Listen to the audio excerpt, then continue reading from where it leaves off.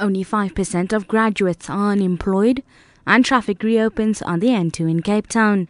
With the latest news updates, I'm Hasina Gori.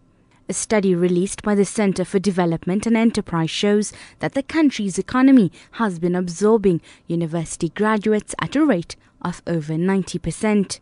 The study has found that only 5% of over 1 million graduates are unemployed. Professor Hendrik van Broekhaven co-authored the report. From the approximately 1.1 million graduates that were in the labour force at the end of 2011, only about 58,000 of them are actually unemployed. And this amounts to, I think, just under 5% of graduates being unemployed. And within the context of South Africa's overall unemployment rate, this is very, very low indeed. 60,000 of 1.1 million. So it is by far and away the group with the lowest unemployment rate in South Africa. State-owned oil company Petrol SA says growth in the demand for fuel makes an additional crude oil refinery unavoidable. Plans are afoot to build such a refinery in the Cougar Industrial Development Zone near Port Elizabeth.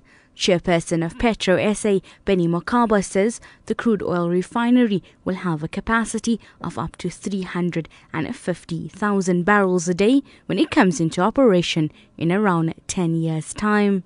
Traffic officials have reopened the N2 outgoing lane from Cape Town to Somerset West following this afternoon's road closures.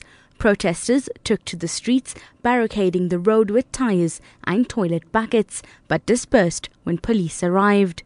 Traffic officials are in the process of clearing the road and hope to reopen the N2 incoming lines from Somerset West soon.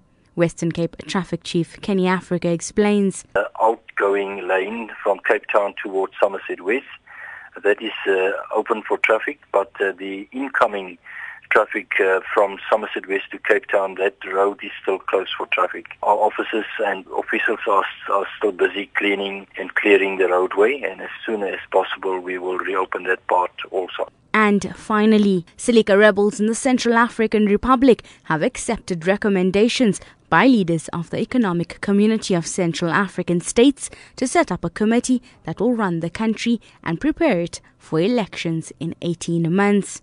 This came out of a summit of the regional body in Chad. Chairperson of ECAS and Chad President Idris Deby. I must inform you that everything that we indicated has been accepted. The National Transitional Commission was set. This commission will be in charge of drafting the new constitution and will play the legislative role of an assembly. The head of this council will choose 3 people, whose first person will be the head of state, the second, the chairman of NPC, and that for a period not exceeding 18 months. Catch the latest news anytime here on Newsbreaks Option 1.